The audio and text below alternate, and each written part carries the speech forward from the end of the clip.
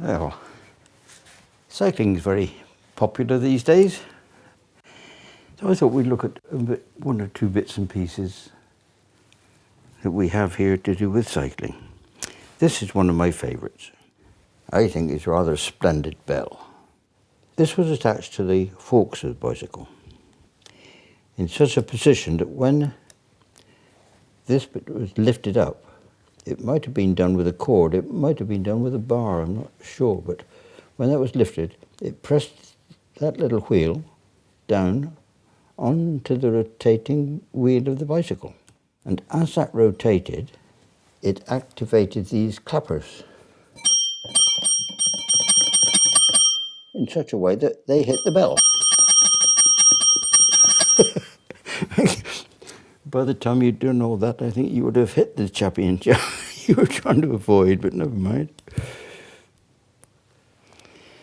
Now, these, believe it or not, are bicycle clips. They are just asking to get lost. They're so small, but there's a pair of them fit together in that little box, which has its lid, and they squeeze together. But those hooks are so sharp. They remind me of hooks for fishing. I can only assume that they would take a bit of your trouser leg either side and then hook it together at the back with these things. Right, well, that was trouser clips. This is, it says on the outside, the cyclist's friend in need. Now, you might have a little surprise on this one. And in need, he had available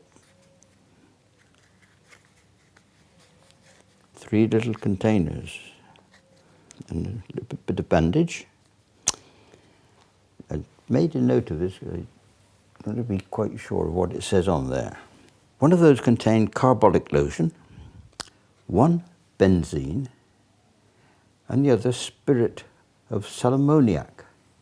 Now, I'm sure the last one would have been equivalent to smelling salts.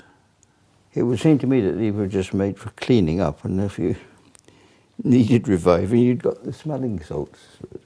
I do remember carbolic soap. It was a reddy sort of a soap. It's a very characteristic odour attached to it.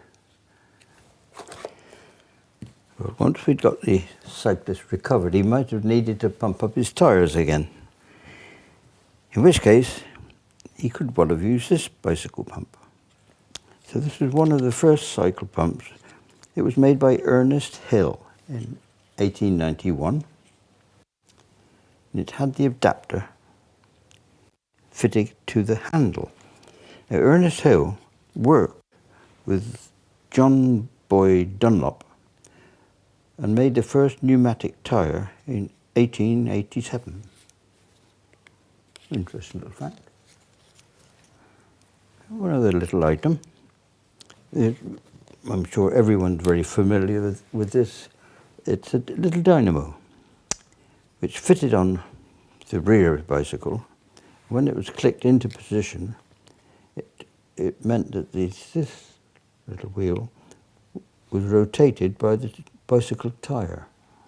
And that produced the electricity, a little red one for the rear light, and the front one had its own light. Before the dynamos, there were various means of lighting. This was a very neat little bike, so it was a little paraffin lamp.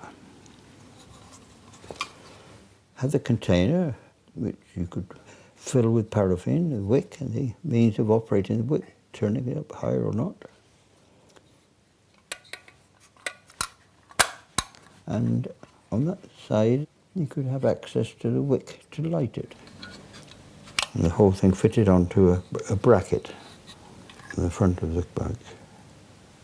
Another means of lighting was what was known as a carbide lamp. This chappie, a little bit more involved.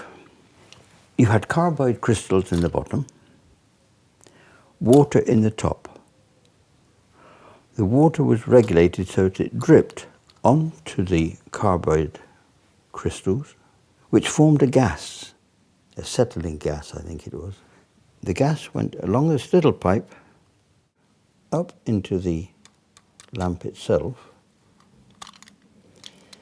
and from there it could be lit, and they gave a very good light. Again, it's fitted onto a bracket, which is sprung, so the bumps in the road didn't affect it too much. You had to keep a ready supply of carbide with you and water, although if you ran out of water that wasn't such a problem for the menfolk, but these are some of the things that the cyclist had that we managed to collect. Keep his trousers clean and clean him up when he's fallen off and light his way home.